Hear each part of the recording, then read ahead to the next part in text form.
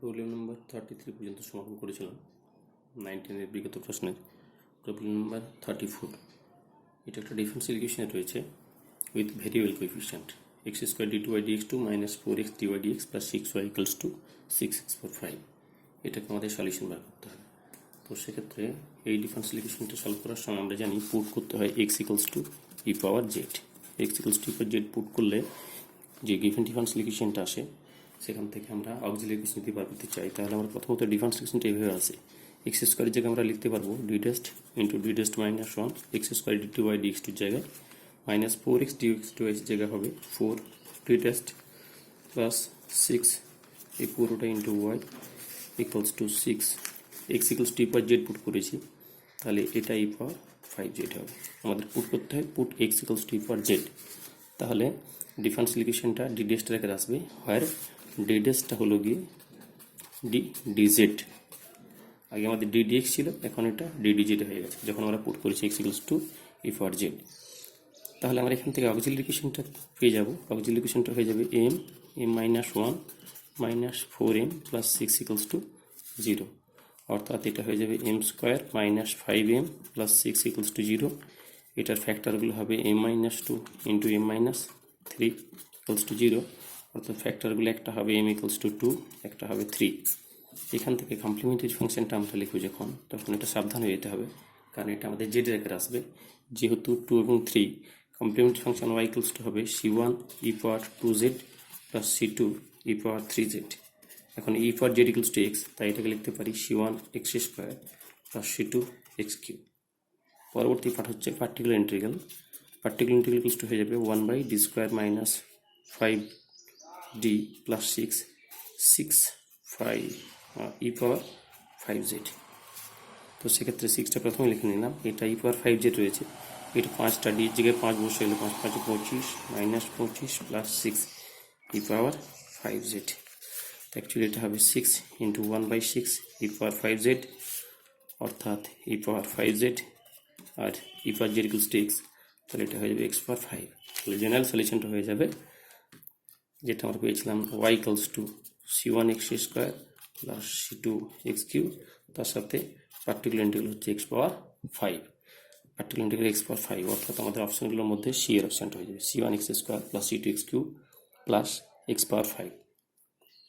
Problem number 35, fx is a quadratic polynomial in x। fx যদি quadratic polynomial হয় এবং বলে দেওয়া রয়েছে f of 1 equals to f of minus 1, abc তিনটে রয়েছে এপিতে, then the numbers will form AP GP HP খুঁজে বার করতে হবে। f of x is a quadratic polynomial, তাহলে আমরা f of x টা লিখতে পারি second degree equation quadratic ax square plus bx plus c। আমরা f of x কে ধরে নিয়েছি ax square plus bx plus c। Given condition হচ্ছে কি f of 1 এবং f of minus 1 সমান, f of 1টা হয়ে যাবে a plus b plus c, f of minus 1 হবে x এর জায়গায় মাইনাস 1 বসালে a minus b plus c। এখন এর যদি পরস্পর সমান হয়ে যায় f of 1 equals to f of minus 1 হয়ে গেলে এখান থেকে আমরা বলতে পারবো a plus b plus c equals to a minus b plus c। উভয় দিক থেকে a ক্যান্সেল হয়ে যাবে, আবার সিটাও ক্যান্সেল হয়ে যাবে, অর্থাৎ 2b ইকুয়ালস টু 0, মানে আমাদের হয়ে গেল b ইকুয়ালস টু 0। অর্থাৎ এই f of x টা আমাদের রিডিউসড হয়ে যাবে, b যেহেতু 0 হয়ে যাচ্ছে ax স্কোয়ার প্লাস c তে। এখন a b c এরা রয়েছে আর ইন এপি, অর্থাৎ বলতে পারা যেতে পারে 2b equals to a plus c। আমাদেরকে খুঁজে বার করতে হবে F dash A, F dash B এবং এফ ডেস্ট সির মধ্যে সম্পর্ক। এফ অফ এক্স যদি a x square plus C হয়ে যায়, F dash x equals to হয়ে যাবে 2ax plus C difference in 0, অর্থাৎ F dash x equals to হয়ে যাবে 2ax। তো এখানে আমাদের এই a x square plus b x plus C নেওয়াটা ভুল হয়ে গেছে, কারণ প্রবলেমটাতে এবিসি দেওয়া রয়েছে, তাই এটাকে আমাদের পরিবর্তন করে a x square plus b x plus C না নিয়ে এফ অফ এক্সটা যদি আমরা ক্যালকুলেশনটা এবিসি বাদ দিয়ে ডিএফ নিতাম তাহলে সুবিধা হতো। তো এটা আমাদের চেঞ্জ করে নিচ্ছি, এখানে D x square plus e x plus যদি এফ নিতাম তাহলে এই রেজাল্ট অ্যাকচুয়ালি দাঁড়াতে গিয়ে F dash x equals two দাঁড়াতে গিয়ে 2dx। আমাদের এবিসি নিয়ে আসবে না, কারণ এবিসি অলরেডি আমরা ব্যবহার করে ফেলেছি এখানে গিভেন প্রবলেম এবিসি রয়েছে, তাই আমাদের ইকুয়েশনটা ধরার ক্ষেত্রে f of x equals to a x square plus b x plus C না নিয়ে এটা আমাদের d x square plus e x plus f নিতে হতো। সে অর্থে আমরা এফ ডেস্ট এক্সের যে ভ্যালুটা হবে গিয়ে সেটা হবে গিয়ে 2dx। তাহলে এফ ডেস্টের ভ্যালু কী হবে, এফ ডেস্টের ভ্যালু হবে 2dA এফ ডেস্ট বি হবে 2dv, এফ ডেস্ট সি হবে 2dc।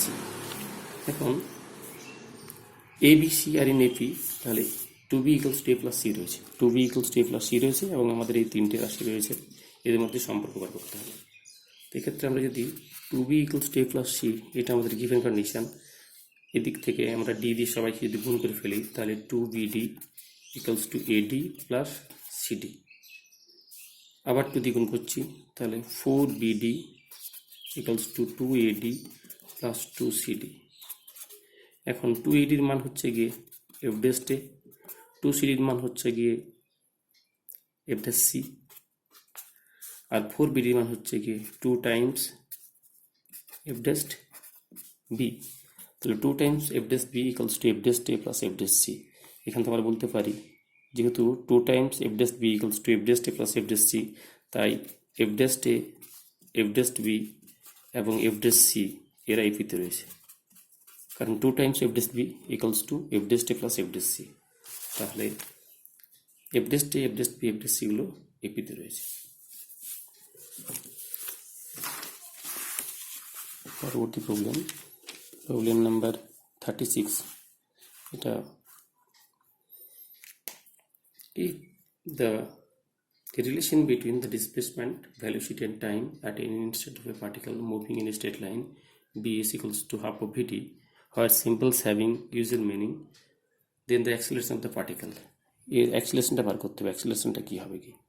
তো সেক্ষেত্রে যেহেতু আমাদের দেওয়া রয়েছে s one half v, s one half ভিটিটাকে আমরা লিখতে পারবো s equals to half v, d এর জায়গায় আমরা ডিএসডিটি লিখতে পারি s equals to half v. এখানে ভি এর জায়গায় আমরা এটা লিখতে পারি হাফ ডিএসডিটি, শুধুমাত্র আমরা ভি এর জায়গায় ডিএসডিটি লিখেছি, অর্থাৎ মাল্টিপ্লাই করে দিলে এটাকে 2 দিয়ে মাল্টিপ্লাই যদি করে দিই 2s equals to DS DT into T. এবার এটাকে যদি গুছিয়ে নিলে আমরা দাঁড়াবে গিয়ে DS by S equals to ds by s equals to 2, তো dt ছিল আমাদের ds by s equals to 2 dt by t, integrate করলে log s equals to 2 log t plus constant আমরা ধরে নিচ্ছি এটা log c, by c is an arbitrary constant, অর্থাৎ log s equals to হয়ে যাবে log t square plus log c log of c t square. তো S equals to হয়ে যাবে সি টি স্কোয়ার।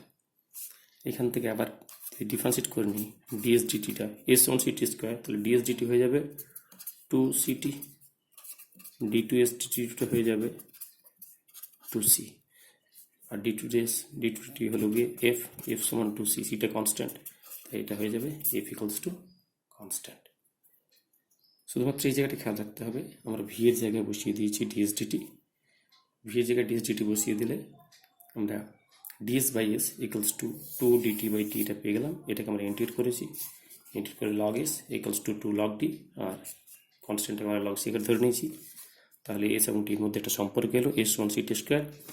একবার ডিফারেন্সিয়েট করলাম টি স্কোয়ার জায়গায় 2t, দ্বিতীয়বার ডিফারেন্স করলে 2c, অর্থাৎ অ্যাক্সিলারেশনের মানটা 2c হয়ে যাচ্ছে কনস্ট্যান্ট। তাহলে আমাদের অ্যান্সার হবে গিয়ে ডি এরটা কনস্ট্যান্ট। 37 প্রবলেম নাম্বার, এখানে বলে দেওয়া আছে magnitude of radial and cross radial velocities be same. Magnitude of radial and cross radial velocity, radial velocity হয়ে যায় আর ডট, আর ক্রস রেডিয়ালটা হয়ে যায় আর থিটা ডট, এরা পরস্পর সমান। ম্যাগনিটিউড অফ রেডিয়াল হচ্ছে আর ডট রেডিয়াল ভেলোসিটি, আর ক্রস রেডিয়াল ভেলোসিটি হচ্ছে আর থিটা ডট, এদের ম্যাগনিটিউড পরস্পর সমান, তাই লিখতে পারি r dot equals to r theta dot. R dot অর্থাৎ d r dt equals to r d theta dt, অর্থাৎ আমরা লিখতে পারি d r dt equals to r d theta dt, অর্থাৎ এখান থেকে বলা যেতে পারে d r equals to r d theta, d r equals to r d theta, d r by r equals to d theta, integrate করে নিলে log r equals to theta plus log c, বা log r minus log c equals to theta, or log of r by c equals to theta. Therefore r by c equals to e power theta, r equals to c e power theta, আমরা শেষমেশ r equals to c e power theta পেলাম। R equals to যদি c for theta হয়ে যায়, এখানে এই কার্ভটা হয়ে যায় equiangle spiral. R equals to c for theta, এটা হয়ে যায় ইকুইঅ্যাঙ্গেল স্পাইরাল। ফলে কার্ভটা হয়ে যাবে equiangle spiral R equals to for theta. সাধারণত আমরা ইকুইঅ্যাঙ্গেল স্পাইরালের ক্ষেত্রে r equals to e power theta cot alpha দিকে থাকি, যেক্ষেত্রে কট আলফা হচ্ছে কি constant angle made by the tangent and the radius vector. তো এখানে আর ইকুয়ালস টু সি ফর থিটাটা হচ্ছে গিয়ে ইকুইঅ্যাঙ্গেল স্পাইরালের। প্রবলেম নম্বর 38, কোন একটা পার্টিকেল এমনভাবে মুভ করছে যাতে tangential and normal components of acceleration are equal. তো tangential component and normal component যদি আমরা ইকুয়াল করে দিই, তাহলে আমরা এখানে লিখতে পারি ভি ডিভিডি সমান হয়ে যাবে v square by rho. Tangential component and normal component দুটো যদি সমান হয়ে যায়, তাহলে ভি ডিভিডিএস ইকুয়ালস হয়ে গেল ভি স্কোয়ার বাই রো। এই ভি স্কোয়ার বাই রোটাকে রো সমান আমরা জানি হয়ে যায় ds by d psi, rho equals to হয়ে যায় ডিএস বাই ডি সাই। তাহলে আমাদের ভি ডিভিডিএস ইকুয়ালস টু দাঁড়াচ্ছে v dvds equals to v square d psi ds, অর্থাৎ v dv equals to v square d psi, অর্থাৎ dv by v equals to d psi. Integrate করলে log v equals to Sai plus log C, অর্থাৎ এই log সিটা নিয়ে এদিকে বাম দিকে নিয়ে নিলে হয়ে যাবে log of v by c equals to psi, বা v equals to c e power psi, v equals to c power psi. তাহলে ভ্যালোসিটি হয়ে যাচ্ছে সি ই পাওয়ার সাই, অর্থাৎ ভ্যালোসিটিটা প্রপোর্শনাল টু বলতে পারি ই পাওয়ার সাই। এটা আমাদের হাতে বলেছে proportional to e power Sai. Option এটা হবে কি velocity proportional to e power সাই। পরবর্তী problem, if P be the momentum of a particle of mass m, then its kinetic energy. P be the momentum মানে হচ্ছে ভর বেগ, তাহলে momentum ভর m, বেগ ধরলাম velocity v, p equals to m v. আর এখানে বলেছে কাইনেটিক এনার্জি রাশিমালাটা বার করতে হবে। তো সেক্ষেত্রে আমরা জানি কাইনেটিক এনার্জি ইকুয়ালস টু হয়ে যায় half of m v square. Kinetic energy হয়ে যায় half of m v square, half of m v square. এক্ষেত্রে এটা এম, এইখান থেকে আমরা লিখতে পারি p by m equals to v, p by m equals to v, p equals to momentum দেওয়া রয়েছে, তাহলে ভি এর জায়গায় আমরা বসিয়ে দিচ্ছি p by m s whole square equals to হয়ে যাবে half of m P square by m square, অর্থাৎ half of p square by m square আর এম একটা কেটে যাবে, half of p square by m, half of m v square. এটা kinetic energy রাশিমালা। এখানে আমরা আগে পেয়েছি momentum p equals to m into v, v সমান হয়ে যাবে পি বাই এম। এই পি বাই এম এখানে বসিয়ে দিলে p square by m square একটা ইমব্যালেন্স হয়ে যাবে half of p square by m, তাহলে কাইনেটিক এনার্জি রাশিমালাটা হয়ে যাবে half of p square by M.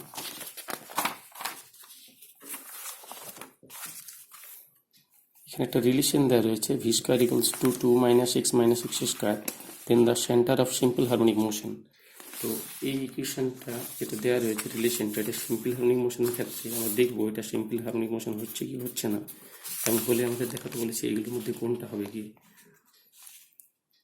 particle with respect to origin, the center of the simple harmonic motion of the particle with respect to origin, সেন্টারটা আমাদের দেখতে হবে। V square equals to two minus x square, এটা আমরা যদি differentiate করে নিই এক্সের সাপেক্ষে, তাহলে two v d v d x, two v d v d x এক্সের সাপেক্ষে আমরা ডিফারেন্সিয়েট করছি, তাহলে এটা হবে minus one minus two x.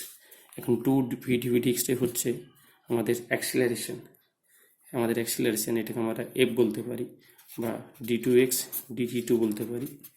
মাইনাসটা কমন নিলাম, ওয়ান প্লাস টু এক্স। এখানে আমাদের সিম্পল হারমোনিক মোশনের ক্ষেত্রে আমরা জানি F proportional to minus x এই আকারে নিয়ে আসতে হয়।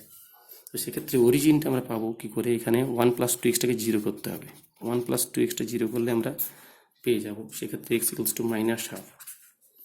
তো সেক্ষেত্রে উত্তর হবে কি, যেহেতু মাইনাস হাফ আছে, behind a distance half unit, এটাকে আরেকটু মডিফাই করা যেতে পারে, চাইলে আমরা সেই মডিফিকেশনটা করতে পারি। সেটা হচ্ছে one plus two x equals to the z put করে দেওয়া যায়, one plus two x equals to z put করে দিলে এটা হয়ে যাবে two d two x d t two, two two d two x d t two equals to d two z d t two, two d two x d t two equals to হয়ে যাবে d two z d t two. তো এই জায়গাটা আমরা এটা substitute করে লিখতে পারি d two z d t two, এই যেটা আছে two d two x d t two লিখতে পারি d two z d t two equals to minus z. এটা সিম্পল হারমোনিক মোশন ইকুয়েশন হয়ে যাবে, যে মাইনাসটা রয়েছে এটা জেড হয়ে যাবে minus z, d two z d t two equals to minus z. এখন জেডের মান জিরো যদি করা হয় তাহলে 1 + 2 ইকুয়ালস টু 0, সেক্ষেত্রে এক্সের মান -1 আসবে। অর্থাৎ প্রবলেম নাম্বার যেটা 40, সেই 40 প্রবলেমের ক্ষেত্রে উত্তর হবে behind a distance half unit.